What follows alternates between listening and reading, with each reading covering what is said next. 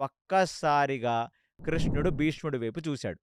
చూచిన తర్వాత ఆ భీష్ముడు మొత్తం నిమగ్నమై ఆ యుద్ధంలో ఇవాళ ఇగ పాండవుల వైపు ఒక్క సేన గూడా, ఒక్క భటుడు గూడా ఉండనట్టుగా ఆ బీభత్సాన్ని చేస్తుంటే, ఇగ విపరీతమైన కోపం వచ్చిన వాడై కృష్ణుడు కిందకు దూకి పడిపోయిన ఒక రథచక్రాన్ని కృష్ణుడు తన చేత ధరించి ఆ భీష్ముడు వైపుకి పరిగెత్తుకుంటూ కృష్ణుడొస్తున్నాడు. ఒక నిమిషం భీష్ముడు ఆ బాణాలన్నీ వేయటం ఆపేసి, రథసారథిగా ఉన్న కృష్ణుడు కిందకు దూకటం, ఆ దూకుతూ ఒక పడిపోయిన రథచక్రాన్ని తీసుకొని తన వైపుకు దూసుకురావటం గమనించి, అసలాయన ఒక్క నిమిషంలో షేకయ్యాడు. అసలాయన షేకవ్వటం గాదు, పక్కనున్న దుర్యోధనుడు, శల్యుడు, భూరిశ్రవలు వీళ్ళందరూ గూడా అసల రథసారథి దూకటము, ఒక చక్రాన్ని పట్టుకోవటము, దూసుకురావటము. అందులో శ్రీకృష్ణుడు రావటం. అసలిది ఏం జరగబోతుంది సస్పెన్స్ అని ఒక్కసారిగా అందరూ ఆశ్చర్యంగా చూస్తున్నప్పుడు, భీష్ముడికక్కడ ఒక జ్ఞానప్రకాశం జరిగింది. అసల ఈ సిట్యుయేషన్‌ని రకరకాల కవులు, రకరకాల ఆచార్యులు ఎంత అద్భుతంగానో వర్ణించారు. వ్యాస భారతంలో గూడా దీని వర్ణన ఒక పీక్స్‌లో ఉంది. అదే గాకుండా ఆంధ్ర మహాభారతంలో నన్నయ్య గారు, భాగవతంలో పోతన, ఇదే కాకుండా మధ్వాచార్య, రామానుజాచార్య, నింబార్కాచార్యులు లాంటి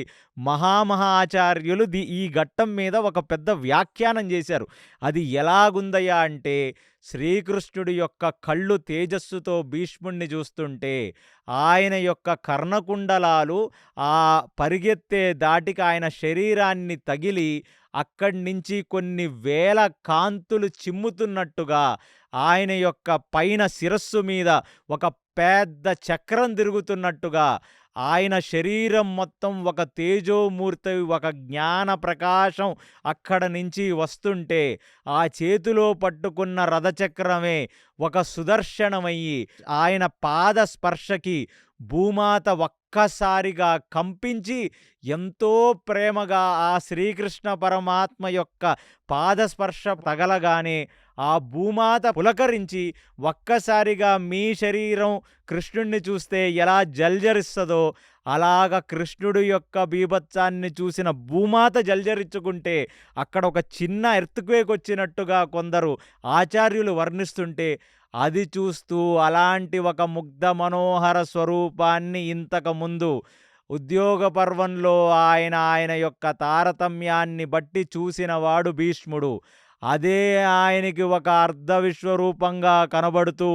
అసల ఇలాంటి ఒక అవకాశం అంటే నా మీద కోపంతో ఆయన ఆ సుదర్శన చక్రాన్నే పట్టుకొని నా వైపుకు వస్తుంటే ఇంకింతకంటే ఆనందభరితం, ఇంతకంటే తన్మయత్వ ఆనందభరితం ఏముంది? యుద్ధంలో ఎవరి చేతుల్లో సస్తానో, ఎలాంటి మరణం పొందుతుందో, అసల ఇలాంటి ఒక కృష్ణుడి చేతిలో చనిపోయిన వాళ్ళు ఎలాంటి సద్గతి పొందారో,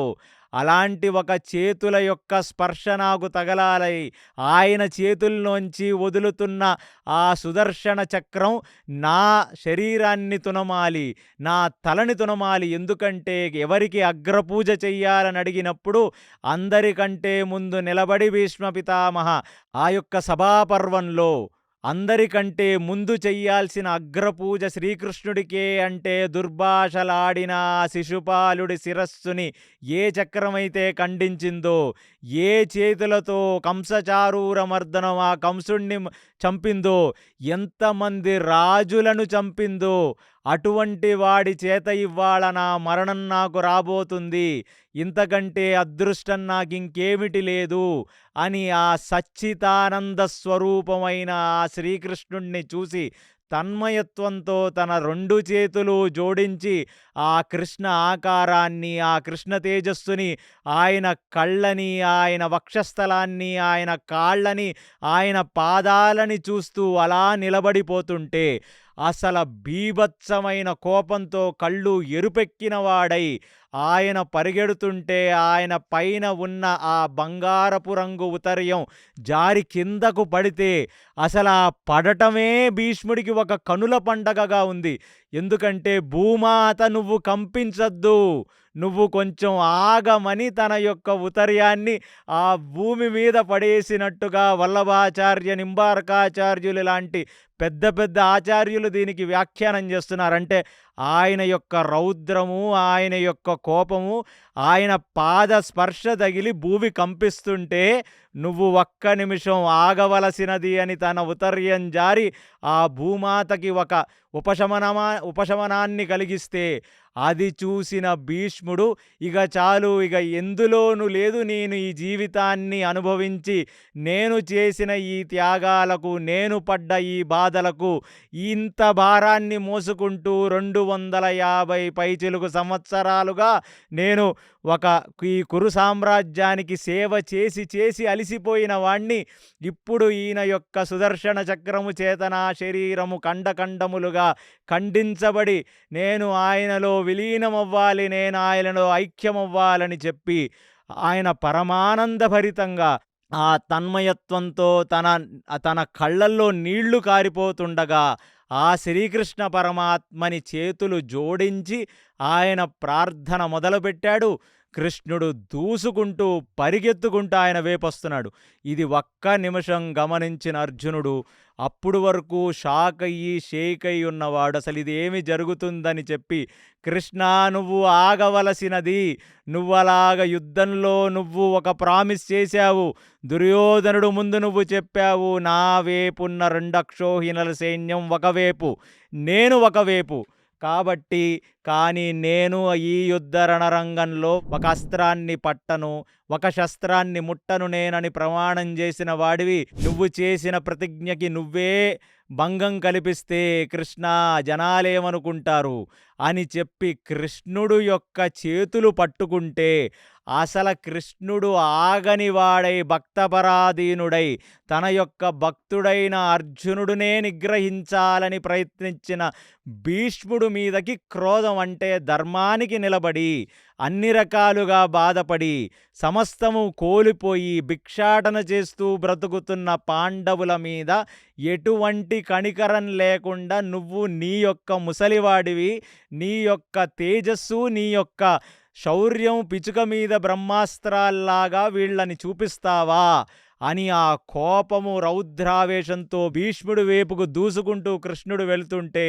ఆ అర్జునుడు చేతులు పట్టుకొని నిగ్రహించడానికి ప్రయత్నించి, నువ్వు అస్త్రాన్ని ముట్టకూడదు, దయచేసి అస్త్రాన్ని పడివేయవలసినది అని అంటుంటే విననివాడై ఇంకా అర్జునుణ్ణి ఈడ్చుకొని తీసుకువెళుతుంటే అర్జునుడు కింద పడి ఆయన యొక్క పాదములను పట్టుకున్నా కృష్ణుడి ఆగనివాడై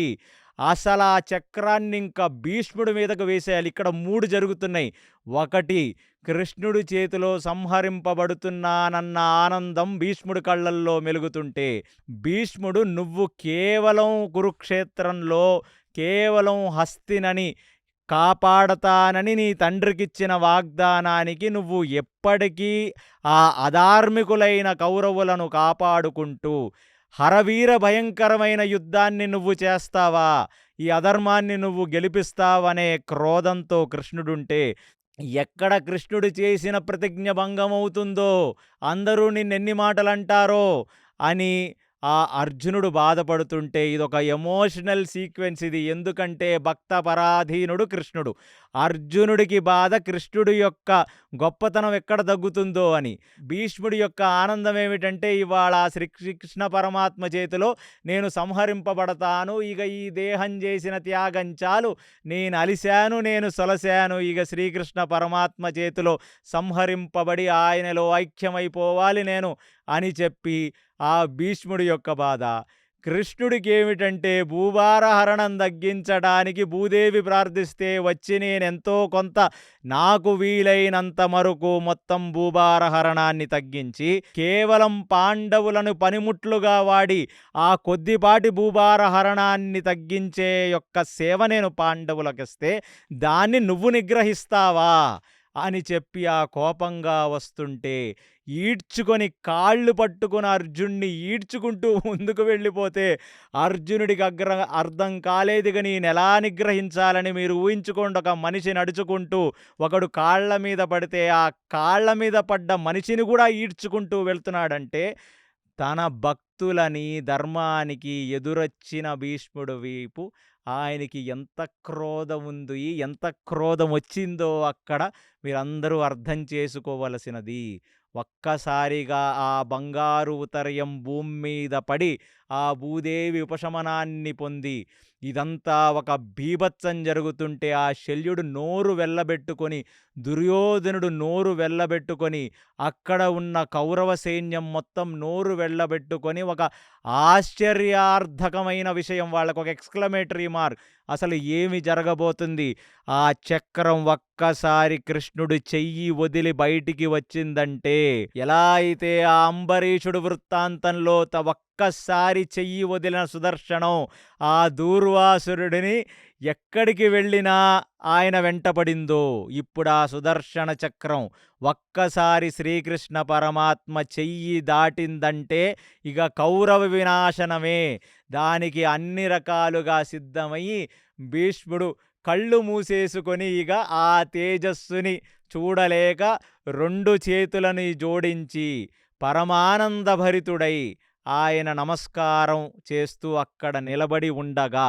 అక్కడ ఒక్క నిమిషం కృష్ణుడు జలకిచ్చినట్టు ఆగిపోయాడు.